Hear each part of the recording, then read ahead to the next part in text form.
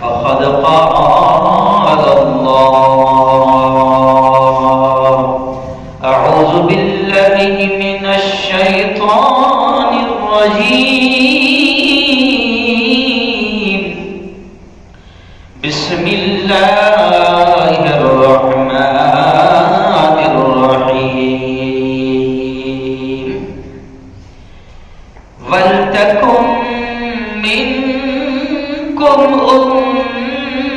أمة يدعون إلى الخير وقال تعالى كنتم خير أمة أخرجت للناس تأمرون بالمعروف وتنهون عن المنكر وقال تعالى كل من عليها فان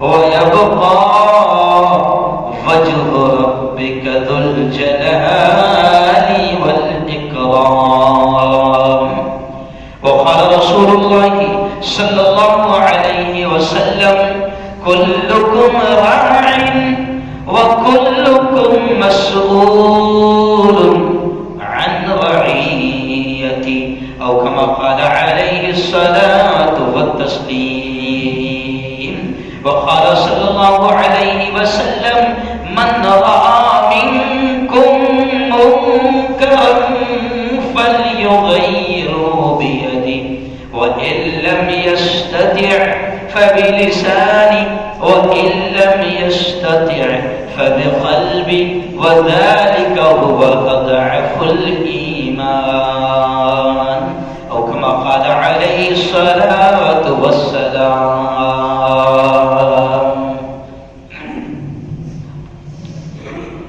اٹھ شیر مجاہد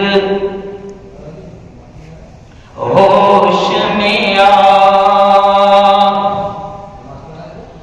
اٹھ شیر مجاہد ہوش میں آ تعمیر خلافت پیدا کر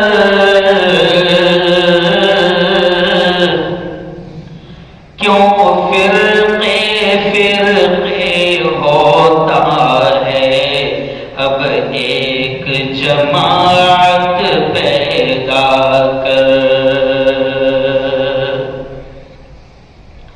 کر تو بھی ترقی دنیا میں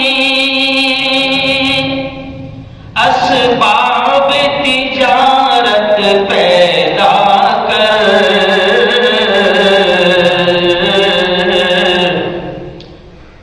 قارون کی دولت ٹھکرا دے عثمان کی دولت پیدا کر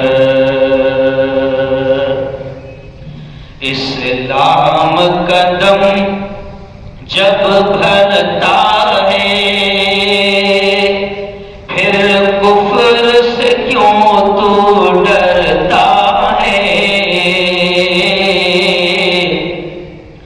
اسلام قدم جب بھرتا ہے پھر کفر سے کیوں تو ڈرتا ہے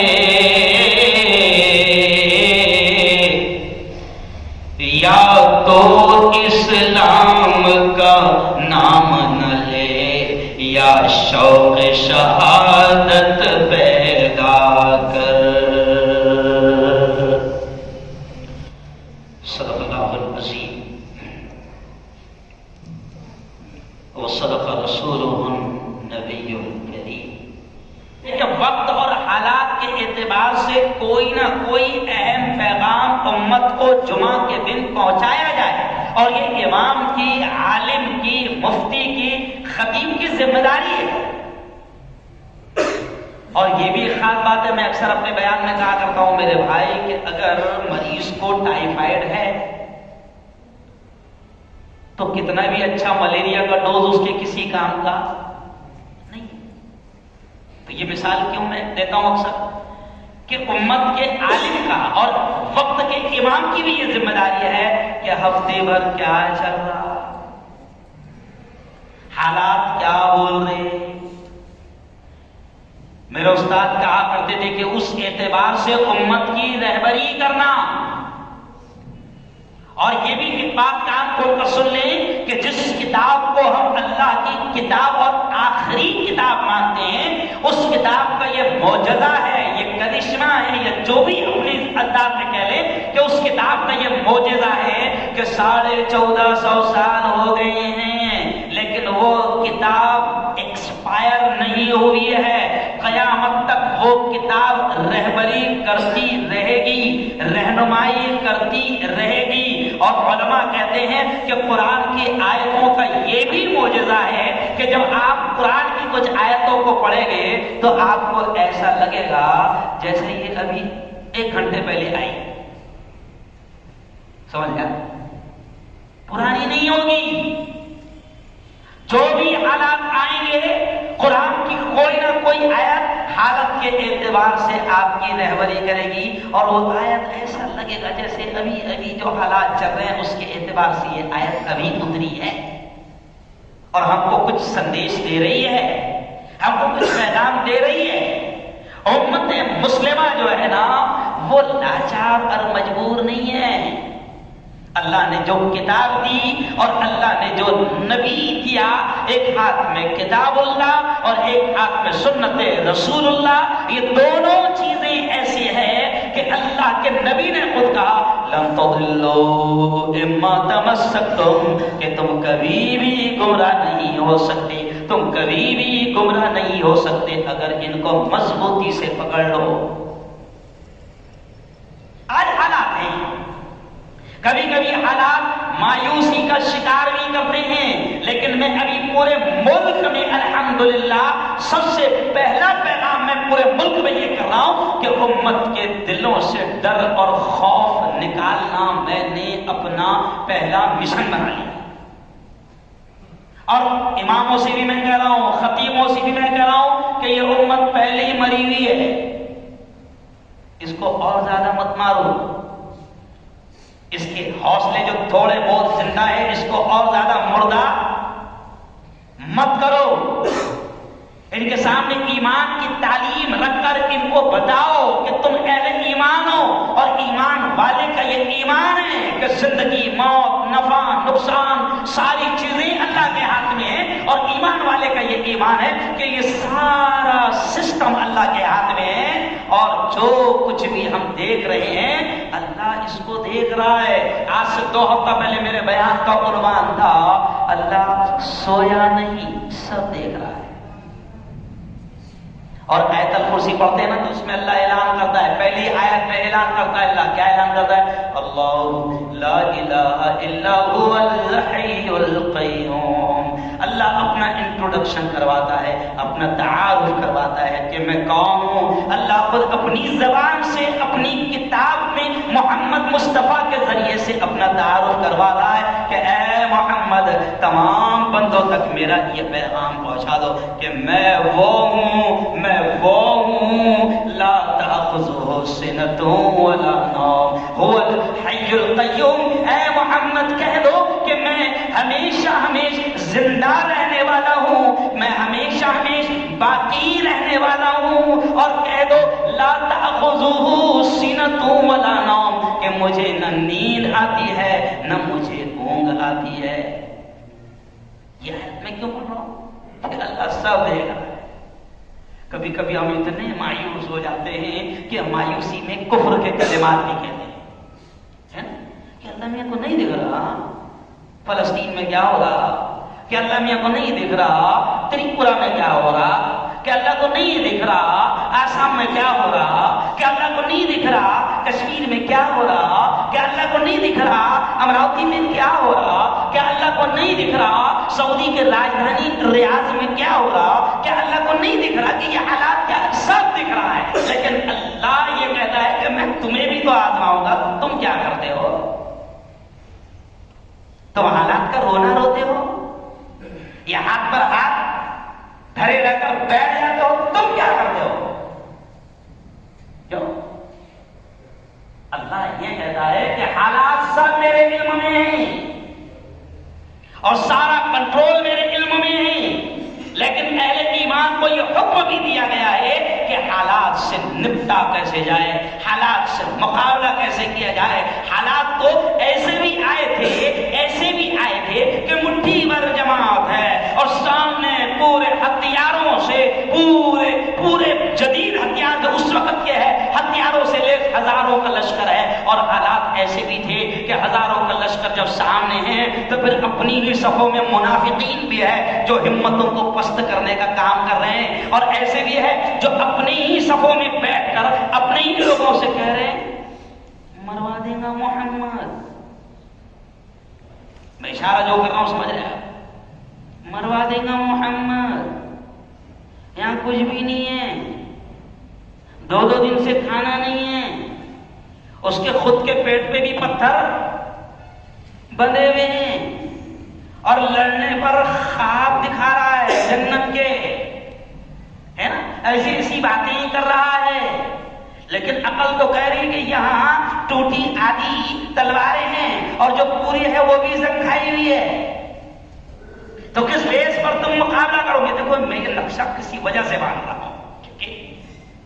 आज बस यूं समझिए कि ऐसे ही मुनाफिकीन अभी भी मौजूद है और कयामत तक अरे बोलो रहेंगे।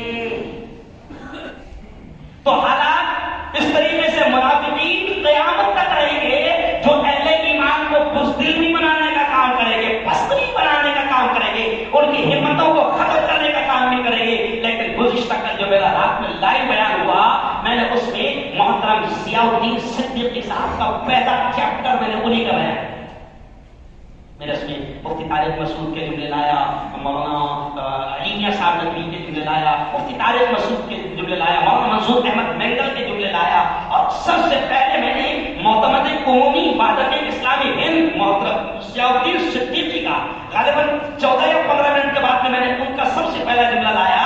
तो मोहतरम ज़ियाउद्दीन सिद्दीकी साहब भी आज के हालात को देखकर उम्मत को पैगाम दे रहे हैं, और आज मैंने वही कुर्बान सेलेक्ट भी किया है कि हालात ये जो आए हैं ये कोई नए नहीं है, और ये भी एक बात समझ लो कि कोई बहुत ज्यादा खतरनाक भी नहीं है, बहुत अच्छे हालात, ऐसे ही हालात में काम करने का अरे बोलो मजा भी आता है और अंदर से ईमानी पावर भी महसूस होता है, बढ़ जाता है।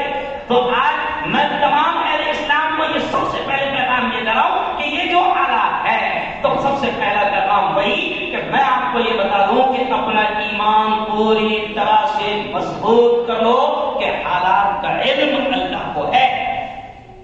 सोया नहीं, लाता खुद हुस्न तुम वाला ना उसको ऊँग आती है ना नींद आती है, कि भाई उसको ऊँग भी नहीं आती है, नींद भी नहीं आती है। और इसमें एक पैगाम ये भी दूंगा कि हालात का इल्म उसको है भी, और अब वो तुम्हारे हालात को देख रहा है, तुम क्या कर रहे हो, तुम्हारा हाल क्या है? क्या तुम ऐसे बदतर हालात में भी एक दूसरे की टांग खींच रहे हो? क्या तुम ऐसे बुरे हालात में भी तफरीकाबाजी कर रहे हो? क्या तुम ऐसे बदतरीन दौर में भी एक दूसरे पर कीचड़ उछाल रहे हो? अल्लाह देख रहा है और देखना चाहता भी है कि तुम्हारे हालात क्या है। और फिर अल्लाह ने कह दिया कि ऐसे बदतरीन दौर में भी अगर तुम जमातों में बटे रहोगे, मसलकों में बटे रहोगे, एक दूसरे पर कीचड़ उछालोगे, एक दूसरे को काफिर बनाने में लगे रहोगे और एक दूसरे की मेहनत का इनकार करोगे, एक दूसरे के कामों का इनकार करोगे और एक दूसरे को कदम और कमजोर करने की कोशिश करोगे, तो फिर अल्लाह ने कह दिया कि फिर याद रखो तुम्हारी हवा उखड़ जाएगी, निकल जाएगी। इसलिए कल मोहतरम ज़ियाउद्दीन सिद्दीकी साहब का वो एक जुमला मैंने बड़ा दिल में उतर गया। उन्होंने कहा कि ये हालात ऐसे हैं कि हम मुसलमानों को ये पैगाम देते हैं कि अगर कोई बिल्कुल लो परसेंटेज में भी दीन का काम कर रहा है तो हम उसका एहतराम करें और उसके काम को कबूल करें। ये जुमला बहुत बड़ा है, बहुत بڑا جملہ ہے. اگر میں سمجھتا ہوں کہ مولانا سجاد نعمانی نے بھی آج سے 7-8 سال پہلے یہ جملہ کہا تھا, تو اس میں انہوں نے کہا تھا کہ اگر ہم ایک دوسرے کے کام کو سمجھنے لگ جائیں اور ایک دوسرے کے کام کا احترام کرنے لگ جائیں تو ایٹومیٹک مسئلے حل ہو جائیں. لیکن پرابلم ہمارا یہ ہے کہ ہم اپنے ہی کام کو کام سمجھتے ہیں. میں جو کر رہا نا بالکل سب نے اس پہ آ جانے نہیں سمجھا. تو ضیاء الدین صدیقی صاحب کہتے ہیں کہ ہم ایک دوسرے کے کام کا احترام کریں, اور لو پرسنٹیج میں بھی اگر کوئی 10% بھی, اگر میں زبان سے کہہ رہا ہوں کہ 10% بھی اگر کوئی دین کی تحریک میں لگا ہوا ہے, دین کا کام کر رہا ہے, دین کی نشر و اشاعت کا کام کر رہا ہے, دین کی تبلیغ کا کام کر رہا ہے, تو ہم اس سے ملیں جلیں جڑیں, اس کے کام کا احترام کریں اور اس کے کام کو بھی کام سمجھیں اور اس کو بھی ہاتھوں ہاتھ قبول کریں. ہو سکتا ہے آپ زیادہ کر رہے ہوں گے, ہو سکتا ہے آپ زیادہ کر رہے ہوں گے, لیکن وقت اور حالات کا تقاضا یہ ہے کہ اب ہم ایک دوسرے کے کام کا احترام کریں اور ایک دوسرے کو سپورٹ کریں. ورنہ حالات کیسے بن رہے ہیں؟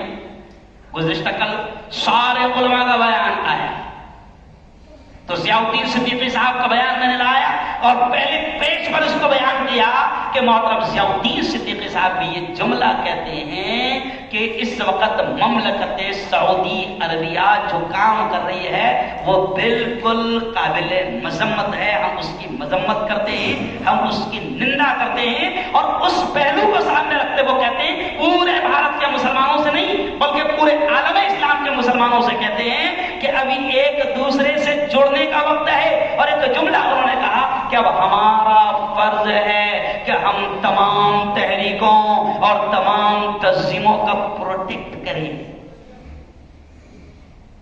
کیا کریں؟ پروٹیکٹ کریں. اگر کسی تحریک پر بھی آنچ آتی ہے تو ہم سب مل کر کھڑے ہو جائیں, ہے نا. ورنہ پھر وہ جملہ بھی مجھے یاد آ رہا ہے کہ چراغ سب کے بجھیں گے, ہوا کسی کی نہیں. چراغ سب کے بجھیں گے, ہوا کسی کی نہیں. اب آپ دیکھ لیں کہ ہوا کتنی خراب ہے کہ ایسی تحریک, ایسی تنظیم, ایسی جماعت جس کے بارے میں یہ کہا جاتا ہے کہ وہ زمین کے نیچے کی اور آسمان کے اوپر کی بات کرتی ہے, اور اسے کوئی تمہاری سیاست سے لینا دینا نہیں, اسے کوئی تمہاری پارٹی سے لینا دینا نہیں, اسے تمہارے کوئی لفڑوں سے لینا دینا نہیں. لیکن آج آپ انداز لگائے کہ ایسی تحریک جو دنیا کے, ضیاء الدین صدیقی صاحب کہتے ہیں ایسی تحریک جو دنیا کے 108 ملکوں میں کام کرتی ہے اور 1926 سے کام کر رہی ہے, لیکن آج ایسی تحریک کو بھی باقاعدہ ٹارگٹ کیا جا رہا ہے. یہ اس بات کا اشارہ ہے کہ جب ایسی تحریکیں نہیں بخشی جا رہی ہے تو تحریک وہ جو سچ مچ تحریکیں ہیں ان پر کیسی نظر ہوگی, ان پر کیسی نظر ہوگی جو سچ مچ حرکت کر رہے ہیں, جن سے حکومتوں کو لگتا ہے کہ یہ ہمارے لیے خطرہ ہے, جن سے حکومتوں کو لگتا ہے کہ ان کا انداز بھی انقلابی ہے, ان کے لہجے بھی انقلابی ہے, اور ان کے کام بھی انقلابی ہے, اور ان کی تحریکیں بھی تختہ پلٹ والی تحریکیں ہیں, تو پھر ان پر کیسی نظر ہوگی. اس لیے آج میں جانتا ہوں کہ یہ جو پورا علاقہ ہے نا یہاں پر تعلیم یافتہ طبقہ ہے, اس لیے میں بالکل نیچے لیول میں بات نہیں کر رہا ہوں, میں بالکل اشارتاً کہو, کنایتاً کہو, یا ایک دم صاف کہو, وہ انداز میں بات کر رہا ہوں کہ اس وقت ملک کے حالات ہم کو یہ پیغام دے رہے ہیں جو قرآن نے کہا تھا وَلَا تَنَازَعُوا, جھگڑنا مت, کسی بھی معاملے کو لے کے آپس میں جھگڑنا مت, ورنہ کیا ہوگا فَتَفْشَلُوا, تم کمزور ہو جاؤ گے, فَتَفْشَلُوا, تم کمزور ہو جاؤ گے, وَتَذْهَبَ رِيحُكُمْ, اور تمہاری ہوا اکھڑ جائے گی. محترم فرماتے ہیں کہ ہم سب مل کر, اگر سعودی عرب کوئی ہمارا قائد, ہمارا لیڈر تھوڑی ہے کہ وہ جس پر چاہے وہ بین کی بات کر دے. آج ضیاء صاحب کا وہ جملہ مجھے بڑا اچھا لگا کہ سعودی عرب کو اپنی راجدھانی ریاض میں, وہاں ریاض میں, جدہ میں, ان علاقوں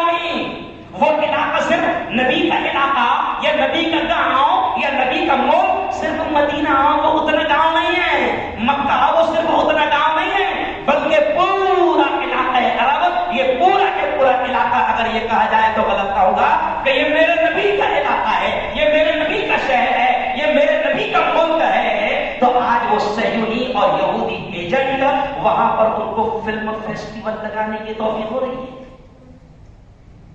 ہمارے یہاں کے 1 نمبر کے گھٹیا قسم کے نچنیے وہاں پر جا رہے ہیں. کیوں؟ ہمارے یہاں کے 2 کوڑی کے ناچنے والے فلم اسٹار وہاں پر جا رہے ہیں. وہ 10 دن کا پروگرام وہاں کر رہے ہیں. تو سیاہ صاحب کہتے ہیں کہ سعودی حکومت کو ناچ گانا پسند، اور سعودی حکومت نے اتنا گھٹیا کردار ادا کیا ہے کہ جو ویڈیوز آ رہے ہیں کہ اس پاک سرزمین پر، کیونکہ وہ پورا علاقہ ہم مقدس مانتے ہیں، اس پاک سرزمین پر باقاعدہ ناچنے والے اسٹیج پر شو کر رہی ہے اور وہ اپنے ملک کا جھنڈا لہرا رہی ہے، جبکہ وہ یوں سمجھیے کہ ننگی ہے، ننگی کہا جائے گا، ننگی ہے، اور اس ملک کا جھنڈا لہرا رہی ہے جس کو مملکت سعودی عربیہ کہتے ہیں. اور آپ کو معلوم ہوگا کہ مملکت سعودی عربیہ کا جو جھنڈا ہے اس جھنڈے پر کلیئر طور سے لکھا ہوا ہے لا الہ الا اللہ محمد رسول اللہ. اتنا بدترین منظر آج تک ان آنکھوں نے کبھی نہیں دیکھا کہ وہاں پر ناچنے والیوں کے ہاتھ میں، مطلب وہ جیسا وہ جو گیم ہوتا نا، گیم، تو گیم میں کیا ہوتا ہے کہ جیسے گیم شروع ہوتا ہے، جیسے اولمپک وغیرہ گیم شروع ہوتا ہے، تو باقاعدہ کچھ لوگ وہ ایسا ایسا جھنڈا اپنے ملک کا لہراتے ہیں، اپنے ملک کا لہراتے ہیں. تو وہاں پر جن کے بدنوں پر آدھے بھی کپڑے نہیں ہیں، وہ ننگی عورتیں سعودی مملکت کا جھنڈا لہرا رہی ہے، وہ ناچ گانا فلم فیسٹیول شروع ہونے سے پہلے، اور ان کے ہاتھ میں جو جھنڈا ہے اس پر لکھا ہے لا الہ الا اللہ محمد رسول اللہ. تو جناب ہم تو اس کے خلاف بھی آواز اٹھائیں گے. کیوں بھائی؟ ابراہیم خلیل عابدی کا ایک مضمون آیا، بڑا پیارا مضمون آیا، بڑے رائٹر ہیں، نام سنے نا؟ ابراہیم خلیل عابدی بڑے متحرک، بڑے ایکٹیو ہے، مجاہد قسم کے قلم کار ہے. تو ابراہیم خلیل عابدی کا بھی میں نے 2-3 پیراگراف لیا. ابراہیم خلیل عابدی کہتے ہیں کہ او عالم کے مسلمانوں، او ترکی والوں، او انڈیا والوں، او بنگلہ دیش والوں، او پاکستان والوں، یعنی او پوری دنیا کے مسلمانوں، سعودی کو یہ پیغام دے دو کہ وہ پاک سرزمین تمہارے باپ کی جاگیر نہیں ہے. دنیا کے ہر مسلمان کا، چاہے وہ جمعہ کی جمعہ نماز کو آتا ہے، لیکن دنیا کے ہر مسلمان کا اس پاک سرزمین سے روحانی، اخلاقی اور ایمانی رشتہ ہے. اور دنیا کا ہر مسلمان، چاہے وہ غریب ہو، مٹی کے مکان میں رہتا ہو، لکڑی کے مکان میں رہتا ہو، جھوپڑے میں رہتا ہو، دنیا کے ہر مسلمان کی زندگی میں ایک تمنا تو ضرور ہوتی ہے کہ میں ایک نہ ایک بار اس پاک سرزمین پر ضرور جاؤں گا. ہر ایک کی تمنا ہوتی ہے. بتاؤ کس کی تمنا نہیں ہے نا؟ اچھا ایک بات بتاؤ مجھے، ذرا ہاتھ اٹھا کر بتاؤ کتنے لوگ ابھی تک کے حج کو نہیں جا پائے؟ ذرا ہاتھ اٹھا کر تھوڑا سا بتاؤ، شرماؤ مت. سمجھا؟ ابھی مجمع میں 90% نہیں کہہ رہے، تو سب کی تمنا ہے کہ نہیں؟ چلو میں دعا کر رہا ہوں، نہیں آمین سب نے کہنا، نہیں معلوم اللہ کس کی آمین کو قبول کرتے ہیں نا. میں دعا کر رہا ہوں، اس دعا پر آمین کرنا. اے اللہ ہم سب کو اپنی زندگی میں جلد سے جلد تیرے گھر کی حاضری اور تیرے گھر کا طواف نصیب فرما. آمین. اور ایک جملہ کہہ رہا ہوں، اے اللہ ہم سب کو اپنی زندگی میں جلد سے جلد تیرے محبوب محمد مصطفیٰ کے روضے کی حاضری اور وہاں کھڑے رہ کر درود شریف پڑھنے کا موقع نصیب فرما. آمین. سب کی تمنا ہے، کون نہیں جانا چاہتا؟ تو آج ہم سعودی حکومت کو بھی یہاں سے بھی اور ہر جگہ سے ہم پیغام دے رہے ہیں کہ وہ تمہارے باپ کی جاگیر نہیں ہے کہ تم وہاں ننگا ناچ کرو. اب اس کو بیٹھ کر بھارت میں بھی اگر بیٹھیں گے، ہندوستان میں بھی بیٹھیں گے، یا دنیا کا مسلمان چاہے وہ امریکہ میں ہو، برطانیہ میں ہو، ہم اس ننگے ناچ کو جو حجاز مقدس میں اور پاک سرزمین پر ہوگا ہم اسے برداشت نہیں کریں گے. میں 3 دن سے لگاتار بول رہا ہوں تو ایک نے کمنٹ کیا گزشتہ، تمہارے پاسپورٹ پہ ٹھپا لگ جائے گا. تو میں نے کل پہلا بیان شروع کرنے سے میں نے ایک جملہ بولا، بیٹا کتنے بھی ٹھپے لگاؤ 3 مرتبہ میرا ہو گیا. 3 مرتبہ ہمارا ہو گیا. ہم تو یہاں بیٹھ کر بھی اس پاک سرزمین پر اگر کوئی گندگی پھیلائے گا ہم بولیں گے.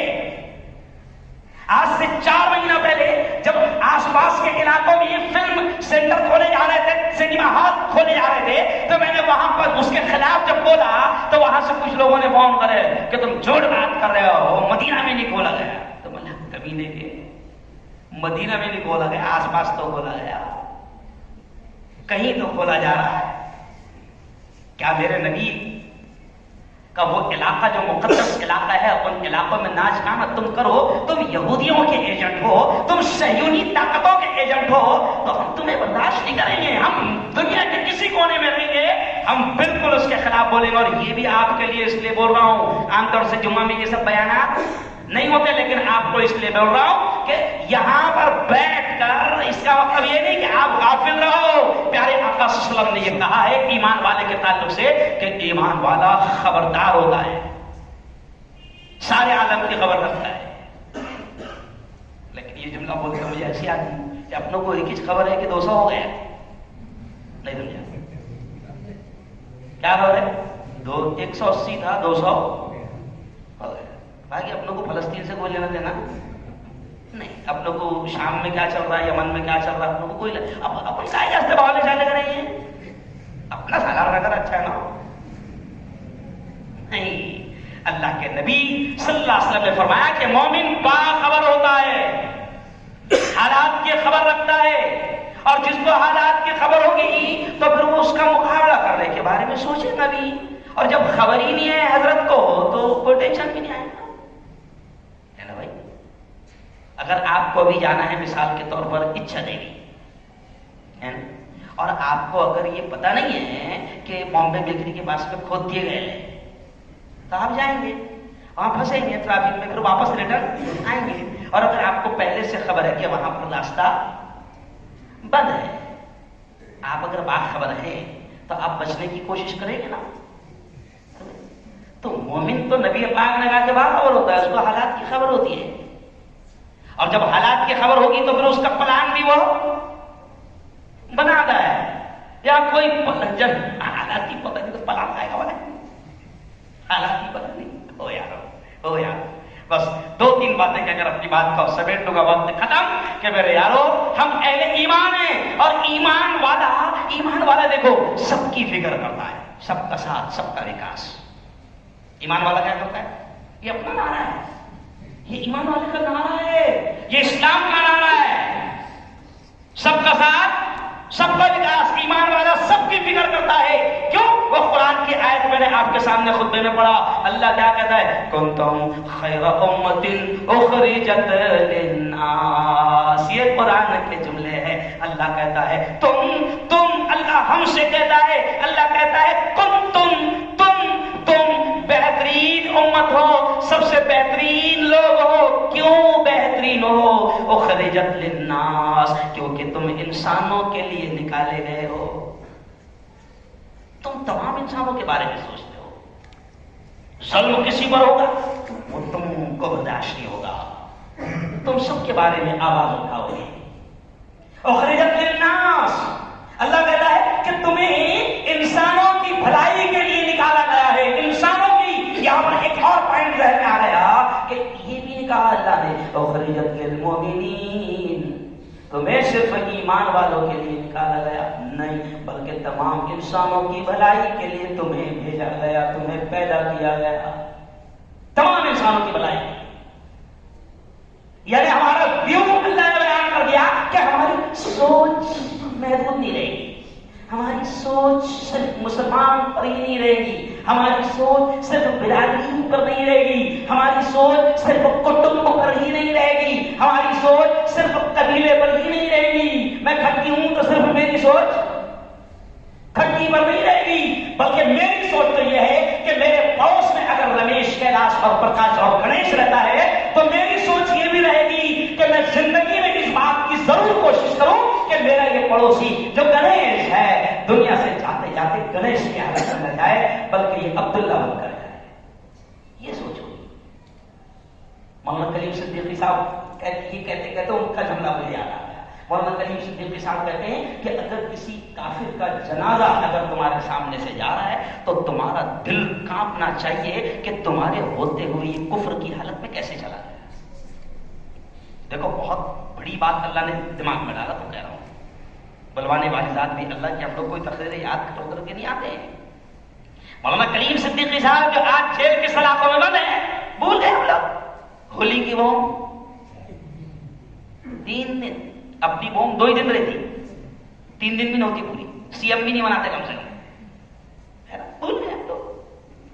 پڑھا ہے اللہ کا بندہ، قصور کیا ہے سب جانتے، کوئی قصور نہیں ہے، جیل کی سلاخوں میں بند پڑا ہے، پوری قوم بھول گئی ہے، اور اب ان جیسے کام کرنے والے بھی سوچنے پر مجبور ہو گئے کہ یہ قوم بڑی بے حس ہے، کوئی احساس نہیں ہوتا اس کو، کسی کو بھی اٹھا کر جیل کے سلاخوں میں ٹھوس دیا جائے، یہ 2 دن تک کے روڈ پر آئیں گے، چلائیں گے، پھر اس کے بعد میں ان کو یہ بھی خبر نہیں ہوگی کہ اس کے گھر کا کیا حال ہے، اس کے بیوی بچوں کا کیا حال ہے، اس کے گھر کا کیا حال ہے۔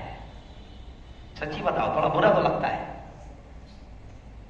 کبھی کبھی پاگل پن لگتا ہے کہ یار زیادہ باولے چلے وقت سمجھ رہے، سب اپنا مست بنگلوں میں مست ہے، سب اپنی دال روٹی میں مگن ہے، تو اپنوں کو کیا بڑی، لیکن نہیں میرے بھائی، ہم کو حکم دیا گیا ہے کنتم خیر امت اخرجت للناس، تم بہترین امت ہو، تمہیں انسانوں کی بھلائی کے لیے نکالا گیا، اور انسانوں کی بھلائی تم کو کیا کرنا ہے، آگے اللہ کہتا ہے تمہیں خیر کی طرف بلانا ہے، اچھائی کی طرف بلانا ہے، اور برائیوں سے لوگوں کو روکنا ہے۔ تو اس لیے آج ملک کے حالات جو بن رہے ہیں، پورے عالم اسلام کے جو حالات بن رہے ہیں، 2 جملے کہہ کر بات ختم، کہ پورے عالم کے جو حالات بن رہے ہیں اور ملک کے حالات جو بن رہے ہیں، اس کا خلاصہ یہی ہے کہ یہ حالات ہم کو پیغام دے رہے ہیں کہ ہر قسم کے انتشار، افتراق اور ہر قسم کے جھگڑے، ہر قسم کی حسد جلن کو، جو بھی تمہارا اپنا ہوگا، چھوٹ موٹ بڑا چھوٹا جیسا بھی ہوگا، حالات یہ کہہ رہے ہیں کہ اب سارے جھگڑوں کو ختم کرو، تجھے تیرا مسلک مبارک، تجھے تیری جماعت مبارک، نہ میں تجھے کافر کہوں، نہ میں تجھے جہنمی کہوں، تو جو بھی مسلک پر ہے تجھے تیرا مسلک مبارک، لیکن جہاں پر مسئلہ آئے گا قوم کا، جہاں پر مسئلہ آئے گا اہل اسلام کا، جہاں پر مسئلہ آئے گا اہل ایمان کا، تو پھر نہ ہم اس کی جماعت دیکھیں گے، نہ اس کی تحریک دیکھیں گے، نہ اس کی تنظیم دیکھیں گے۔ اگر کوئی بھی مسئلہ آتا ہے، ہم اپنی جان تن من دھن سے جس طرح بھی کر سکتے ہیں لڑ سکتے ہیں، جائز طریقے سے لڑیں گے، کہو انشاءاللہ۔ اور آخری پیغام دے رہا ہوں کہ سعودی میں جو کچھ بھی چل رہا ہے، کہ یہ جو فلم فیسٹیول جو 4 دن سے ہم دیکھ رہے ہیں، روح کانپ رہی ہے، کہیں نہ کہیں اس پر بھی ڈاکٹر صاحب سوچنا پڑے گا، کیونکہ سعودی عرب کسی کے باپ کی جاگیر نہیں ہے، وہاں ہم سب کے نبی حضرت محمد الرسول اللہ، زور سے کہہ دو صلی اللہ علیہ وسلم، وہاں پر پیدا ہوئے اور وہاں سے دین چلا، اور ہم سب کا اس سرزمین سے روحانی، اخلاقی، ایمانی ہر طرح کا رشتہ ہے۔ کوئی اگر یہ سمجھتا ہوگا کہ یہ ہماری حکومت ہے اور ہم چاہے ننگا ناچ کرے اور نبی کے دین کا مذاق اڑائے، تو انشاءاللہ ہم اس کو برداشت نہیں کریں گے، ہم کو پلان بنانا پڑے گا۔ جاوید صاحب نے بھی کہا کہ ہم کو سوچنا بھی پڑے گا کہ کیا طریقہ ہو کہ ہم مخالفت کریں، کیا طریقہ ہو کہ ہم اس کا وروଧ کریں اور ان تک بات پہنچائی جائے۔ یہاں تک کہ ابراہیم خلیل عابدی کا جملہ یاد آ گیا، انہوں نے تو سخت جملہ کہا، تمہارا عمرہ ہو گیا نا، اوکے فرض نہیں ہو تم پر عمرہ۔ دیکھو ابراہیم خلیل عابدی ایک بات کہتے یاد آ گئی، ابراہیم خلیل عابدی کہتے ہیں تمہارا عمرہ ہو گیا نا، عمرہ تم پر کوئی فرض ورض نہیں ہے، حج ہو گیا نا، اللہ کا شکر۔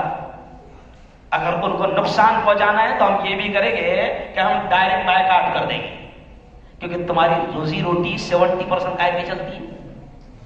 ارے بولو، مملکت سعودی عربیہ کی روزی روٹی کائے پر چلتی معلوم آپ کو؟ حج اور عمرہ۔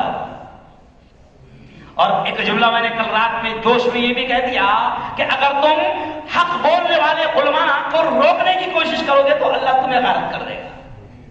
کئی حکومتیں آئی اور کئی حکومتیں گئی، میں نے وہ جگہ بھی دیکھا ہے سعودی عرب میں، اللہ کرے کہ آپ سب بھی وہاں پر جائیں، جو نہیں جائیں گئے ہیں اللہ تعالیٰ سب کو پہنچائے۔ میں نے وہ جگہ بھی دیکھا ہے کہ جب ظالم بادشاہ آئے تو پھر ایسی جگہ بھی ہم نے دیکھی ہے اپنی آنکھوں سے کہ جہاں پر اللہ نے آسمان سے پتھر برسائے اور پھر نبی محترم صلی اللہ علیہ وسلم نے حکم دے دیا، آج شریعت کا مسئلہ ہے کہ وہ جگہ اگر تم چلے جاؤ تو وہاں ٹھہر کے سیلفی مت لینا، کیونکہ آج کل سیلفی چل رہی، کہیں بھی ہے सिर्फ शरीयत का मसला है कि जिन जगहों पर अल्लाह का अजाब उतरा है, जो स्पॉट पर अल्लाह का अजाब उतरा है, तो वहां शरीयत का मसला है कि वहां से स्पीडली गुजर जाओ, क्योंकि वो ऐसी जगह है जहां पर अल्लाह का। मैं ये जुमला क्यों कह रहा हूं कि सऊदी को भी हम पैगाम दे रहे हैं कि तुम्हारे ही इलाके में कुछ जगह ऐसी भी है जहां पर अल्लाह ने आसमान से, अरे बोलो, अजाब बरसाया। तो तुम कौन सी खेत की मूली, कौन मोहम्मद बिन सलमान, कौन आले सऊद, कौन हुक्मरान, कोई खेत की मूली नहीं है। अगर तुम जुल्म करोगे और फिर अगर दीन का खिलवाड़ करोगे तो इंशाअल्लाह अल्लाह तुम्हारे भी खत्म होने का इंतजाम करेगा। और वो कुरान की सबको सूरत याद है, अलम तरा कैफ़ फ़अल रब्बुका बिअस्हाबिल फील। अल्लाह कहता है, ऐ मोहम्मद क्या तूने नहीं देखा? और पूरी इंसानियत से अल्लाह कह रहा है, क्या तुमने नहीं देखा? अल्लाह कह रहा है, क्या तुमने नहीं देखा? कैफ़ फ़अल रब्बुका बिअस्हाबिल फील, कि अल्लाह ने हाथी वालों का क्या अंजाम किया। उस जमाने में हाथी सबसे बड़ा हथियार माना जाता था और बड़े फौज में और ताकतवर फौज मानी जाती थी हाथी वाली फौज। तो अबरहा भी आया था तो हाथी की फौज लेकर आया था और इतनी जबरदस्त सत्ता थी उसकी कि मक्का वाले सब गांव छोड़कर साइड में हो गए थे, बाहर हो गए थे, है ना, सब बाहर हो गए थे। अल्लाह ने इंतजाम किया। तो ये सूरह फील, मोहम्मद बिन सलमान, ये सूरह फील, वो सऊदी के हुक्मरानों, ये सूरह फील तुमको भी दावत दे रही है कि अबरहा खत्म हो गया तो तुम कौन सी खेत की मूली हो। तो अल्लाह सबको खत्म करेगा। बस यही कहूंगा, अपना ईमान मजबूत बनाओ, अपना रिश्ता मजबूत बनाओ। और वो जुमला याद आ गया है कि तेरा मेरा रिश्ता क्या, जरा जरा जरा अच्छा लगता है, मुझे अच्छा लगता, बोलते रहे जरा, तेरा मेरा रिश्ता क्या। बोलो बोलो जोर से जरा, थोड़ा ईमान वाला ये, इस पर भी सवाब मिलता है, ला इलाहा इल्लल्लाह बोलने पर भी सवाब मिलता है। तेरा मेरा रिश्ता क्या,